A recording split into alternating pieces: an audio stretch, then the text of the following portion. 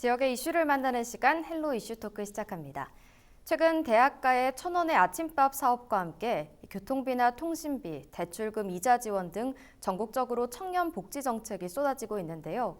이 시간 이슈 토크에서는 최근 화제가 되고 있는 1,000원의 아침밥 사업과 함께 우리 지역의 다양한 청년 정책 알아보겠습니다. 오늘은 천용길 뉴스민 기자와 함께합니다. 네, 안녕하십니까? 안녕하십니까? 네, 우선 가장 먼저 최근 큰 인기를 끌고 있죠. 이 1,000원의 아침밥 사업, 어떤 사업인지 등장 배경과 함께 설명 부탁드립니다. 네, 대학 내 식당에서 1,000원만 내면 아침밥을 먹을 수 있는 이 제도인데 일단 청년들의 아침 식사의 결식률이 50%가 넘어가면서 건강한 식문화 확산에 필요하다라고 하는 차원에서 좀 등장을 했습니다. 게다가 이 쌀 소비량이 줄어들기 때문에 청년들이 건강하면서도 쌀 소비량도 동시에 늘려줄 수 있고, 그리고 식비에 대한 부담을 좀 줄여주기 위한 차원에서 이 등장을 했는데요. 작년에 28개 대학에서 시범적으로 실시를 했고 설문조사를 벌였는데 응답자 가운데 98.7%가 이 사업이 계속했으면 좋겠다. 이 긍정적인 답변을 보이면서 조금 더 전국적으로 확산하게 된 사업입니다.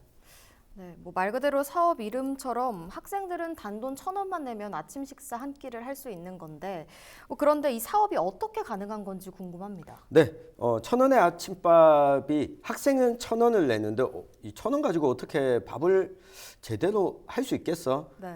부실한 밥이 나오는 거 아니야? 이럴 수 있는데 그 내용물 역시도 학생들이 만족했기 때문에 이 긍정적인 답변이 많은 건데요. 학생이 1,000원을 내면 농림부가 1,000원을 또 냅니다. 네. 그리고 나머지 비용은 대학이 부담하는 제도인데 물가가 많이 오른 상황에서 1,000원으로 아침밥을 먹을 수 있게 되면 점심과 저녁 식사, 끼니를 해결하는데 조금 더 여유가 있게 되잖아요. 네. 이것 때문에 호평을 받고 있는데 사실 이 농림부의 예산을 살펴보면 이 7억 7,800만 원의 대상이 68만여 명에서 최근에는 15억 8,800만 원으로 확대가 됐습니다. 이 정도 예산으로 이만큼 효과를 볼 수 있어? 결국은 정부 차원의 예산 지원보다는 대학이 더 많은 비용을 부담하게 되는 거죠. 학생이 1,000원, 정부가 1,000원, 나머지 비용 2,000원에서 3,000원 정도 되는 비용을 이 대학이 부담하게 되다 보니까 올해 41개 대학이 선정이 됐는데 우리 지역에는 경북대, 대구가톨릭대, 대구교대, 대구대, 영남대, 포항공대 단 6곳만 선정이 되어 있습니다. 대구 경북 지역의 대학 숫자가 20곳이 넘는데 6곳만 선정이 된 것은 신청을 안 해서라기보다는 재정 상황이 어렵다 보니까 신청하기가 쉽지 않았던 이유도 있습니다. 그럼 말씀하신 것처럼 대학에 다니지 않는 청년은 사업에서 제외되고 또 수도권 대학에 비해서 이 재정이 넉넉하지 않는 지방대는 사업을 신청하기도 어려운 상황인데 그럼 이 부분에 대한 논의는 어떻게 이루어지고 있나요? 네, 농림부가 지난 6일부터 2차 모집에 나섰는데 신규 대학 선정을 하기로 한 거죠. 근데 다수의 지방 대학들이 고심 끝에 신청을 포기하고 있습니다. 네. 그러니까 신입생 미달과 등록금이 지금 10년째 동결되고 있기 때문인데 우리 앵커께서는 한 학기 등록금 얼마 내셨나요? 한 300 정도. 네, 300만 원 정도 내셨죠. 제가 한 20년 전에 대학에 입학했을 때 한 130만 원 정도 등록금을 냈었는데 지금 제 모교의 후배들한테 물어보니까 아직 170만 원 정도 내고 있다고 합니다. 그러니까 대학 등록금 동결이 물가 상승률을 따라가지 못하고 있다 보니까 대학의 재정은 갈수록 열악해지는데 충원율도 낮은 지방 대학들은 1,000원의 아침밥에 쓸 예산조차 확보하기가 어려운 상황인 거죠. 때문에 이렇다 보니까 이게 수도권의 대학들을 위한 혜택이 아니냐. 지방에 있는 대학생 그리고 대학을 다니고 있지 않는 청년들에게는 혜택이 안 돌아가는 것 아니냐. 이런 비판도 있는데요.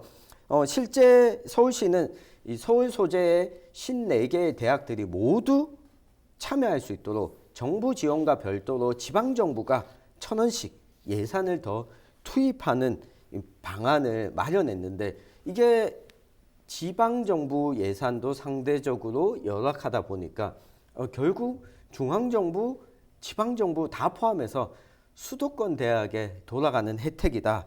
이런 비판이 나오고 있고요. 대학생이라고 하는 특정 계층에게만 집중되다 보니까 그렇지 못한 청년층에게는 상대적인 좀 박탈감을 느끼게 만들 수 있는 것 아니냐. 오히려 청년층들이 대학을 다니지 않고 직장을 다니는 청년들도 이를 좀 누릴 수 있고 취업 준비하는 청년들도 혜택을 누릴 수 있는 방안을 정부가 좀 마련해 줬으면 좋겠다. 이런 목소리도 나오고 있습니다. 네, 이런 소외 문제와 더불어서 또 일부 전문가들은 이 사업이 포퓰리즘이다라고 주장하는 걸로 알고 있습니다. 이 주장에 대해서는 어떻게 생각하십니까? 네, 사실 뭐 대학생들이 아침밥을 저렴하게 먹자. 아무도 반대할 사람은 없습니다. 네. 근데 조금만 생각해 보면 대학생만 아침밥을 저렴하게 먹어야 되는가? 모두가 아침밥을 먹고 싶음에도 불구하고 가격이 비싸서 돈을 아끼기 위해서 절약하기 위해서 아침밥을 포기하시는 분들이 없도록 만드는 게 더 중요한 것 아니냐라고 하는 건데요. 특히 이 방학 때도 1,000원의 아침밥 제도를 지원하는 건 너무 과도하다 이런 비판이 나오고 있습니다. 실제 희망하는 모든 대학들을 대상으로 지원을 했지만 이 민주당에서는 그러다 보니까 앞서 우리가 지적한 문제 대학을 다니지 않는 청년층들을 위한 산업단지 내 일을 하는 청년 노동자들에게도 이런 제도를 확대해야 된다 목소리가 나오고 있는데요. 이 복지 재정에 비용을 투입하는 건 늘 포퓰리즘 논란이 나오는데 이 수혜를 받는 수혜자가 누구이냐에 따라서 포퓰리즘이냐 아니냐 좀 평가할 수 있을 것 같은데 결국은 혜택을 받는 범위가 조금 더 넓어져야지만 이 포퓰리즘 논란도 좀 사라질 수 있을 것으로 보입니다. 네, 지금까지 1,000원의 아침밥에 대해서 이야기 나눠봤고요. 이번에는 경북도의 청년 지원 정책 살펴보겠습니다. 경북도가 지역 대학생들의 학자금 대출 부담을 덜어주기 위해서 이 대출금 이자를 지원한다고 하는데요. 이 부분도 짚어주시죠. 네, 말 그대로 경상북도가 2017년부터 이 대출받은 학자금에 지난해 발생한 이자 2022년 하반기에 발생했던 이자를 지원하기로 했는데 이 지원 대상도 본인 또는 직계 존속이 1년 이상 경북에 거주하고 있는 사람이면 가능합니다. 그러니까 경북 지역에서 대학을 다니고 있지 않더라도 이 제도의 혜택을 받을 수 있다라고 하는 건데요. 한국장학재단이 선정하는 가구소득 이 8구간 이하이거나 3자녀 이상 가구에 해당하는 학생이 지원 대상이 됩니다. 2017년부터 한국장학재단과 업무 협약을 체결하고 이 제도를 추진하고 있는데 그동안 총 7,200여 명의 학생이 이 제도의 혜택을 받았다고 합니다. 네. 요즘 같은 시기에 지역 대학생들에게 학자금 대출 이자를 지원해주면 조금이나마 뭐 도움은 될 것으로 보입니다. 네, 대학생들에게 분명한 도움이 될 거라는 생각이 들고요. 그럼 대학생 말고 또 지역 청년을 위한 지원 정책이 있다면 소개 부탁드립니다. 네, 청년이 돌아오는 경북을 만들겠다. 경상북도가 2018년부터 계속해서 좀 캐치프레이즈로 내걸고 있는데 그러다 보니 청년 정책은 정말 다양합니다. 이 제도를 청년이 몰라서 이용하지 못하는 경우도 있는데 오늘 좀 몇 가지 말씀드리면 2020년에 청년정책 시행계획을 수립해서 정책이 총 88개 사업입니다. 들어가는 예산만 1,770억 원. 그러니까 상당히 규모가 큽니다. 몇 가지 사업만 좀 소개를 해드리면 청년 노동자들의 인건비를 지원하는 중소기업 인턴사원제, 청년기업 및 창업기업 일자리 사업이 있습니다. 기업이 청년을 고용하고 싶어도 인건비 부담 때문에 고용하지 못하거나 망설이는 기업들에게도 지원을 해주는 제도입니다. 취직한 청년이 안정적으로 정규직으로 직장에 정착하게 되면 청년에게도 지원금을 주고요. 기업에게도 지원금을 주는 제도입니다. 잘만 좀 활용된다면 안정적인 청년 일자리 창출에 기여할 수 있는 사업으로 보이는데 지난해부터 또 한 가지가 도입된 게 서울시와 협력해서 추진 중인 도시청년 지역상생 고용사업인데 서울 청년이 경북 지역에 내려와서 일자리를 찾게 되면 지원을 해주는 제도입니다. 네. 실제로 지난해 서울 청년 48명이 도내 20개 기업에서 근무를 시작했고요. 올해도 45명의 청년이 26개 기업에서 이 근무를 하고 있습니다. 도시와 농촌의 청년들이 좀 만나서 상생하는 이 효과 그리고 인구 유입 효과까지 기대하고 있는데 물론 이 사업의 기간이 정해져 있습니다. 그러다 보니까 지금 당장은 이 청년들이 유입해서 긍정적으로 보이는데 지속적으로 정착할 수 있을까? 경북에 머무르면서 계속 살 것인가? 라고 하는 부분은 앞으로 좀 고민이 더 필요한 부분입니다.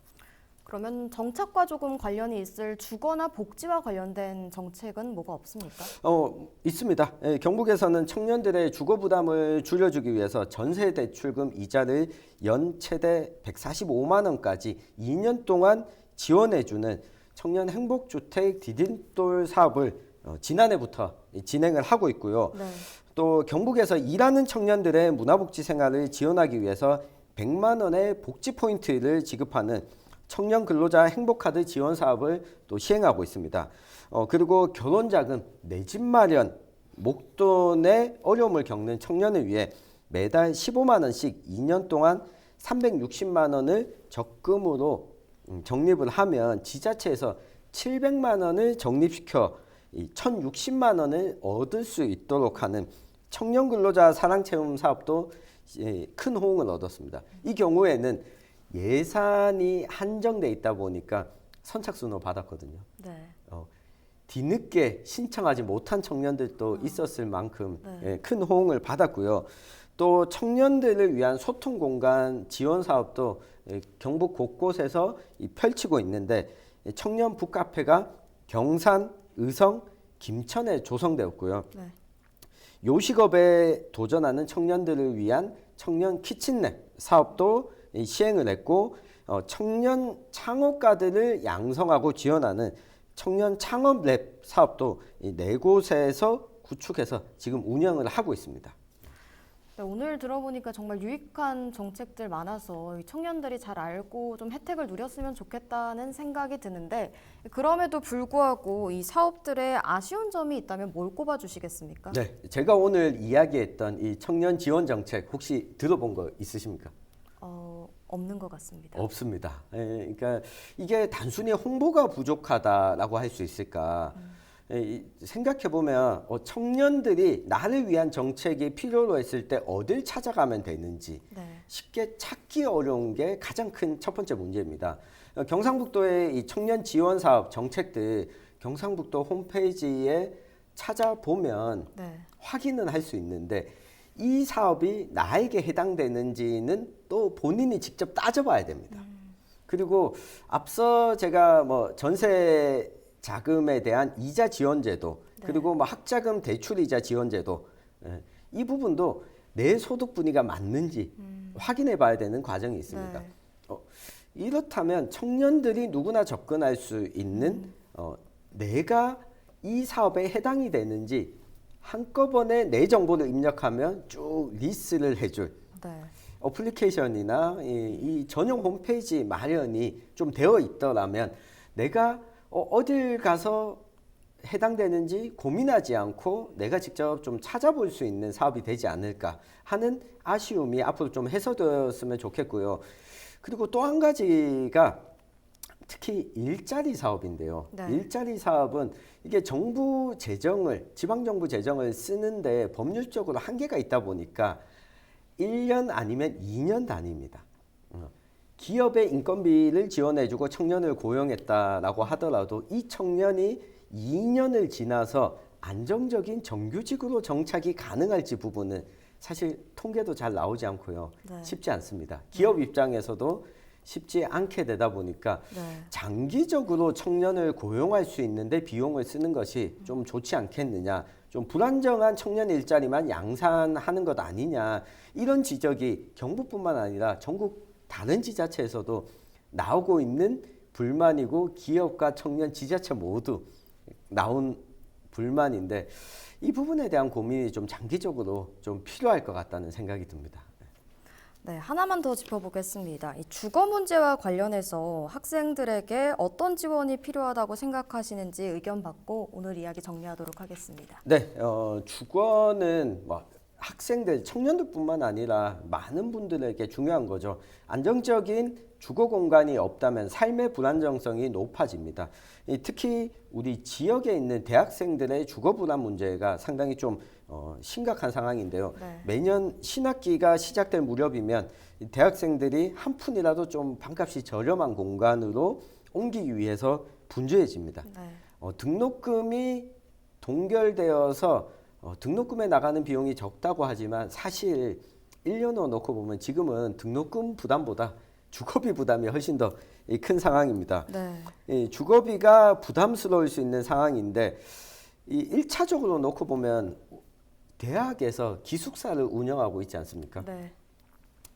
기숙사에 살 것이냐 아니면 내가 자취를 할 것이냐 할 때 많은 학생들 가운데 상당수는 자발적이지 않은 상태에서 기숙사에서 나오게 됩니다. 학년이 차게 되면 기숙사가 제한적이다 보니까 여기서 나오게 되는데 이 부분에 대한 대학과 지방정부의 주거 대책 마련.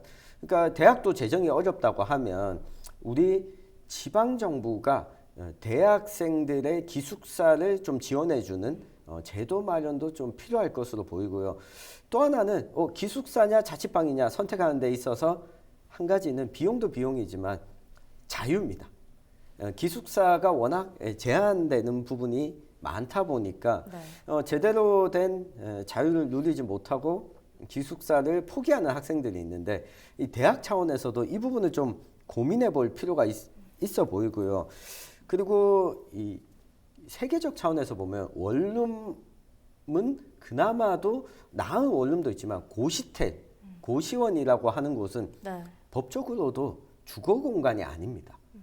그러니까 주거 안정적인 생활을 누릴 수 없는 공간에서 20대부터 거주하고 이게 30대, 40대까지 이어지는 상황을 막기 위해서라도 임대주택에 대해서 보급을 좀 늘리는 대책 마련도 좀 필요해 보입니다. 네, 말씀 여기까지 듣겠습니다. 지금까지 천원의 아침밥 사업과 함께 다양한 청년 복지제도 살펴봤습니다. 이 시간 헬로 이슈 토크는 여기까지입니다. 시청해주신 여러분 고맙습니다.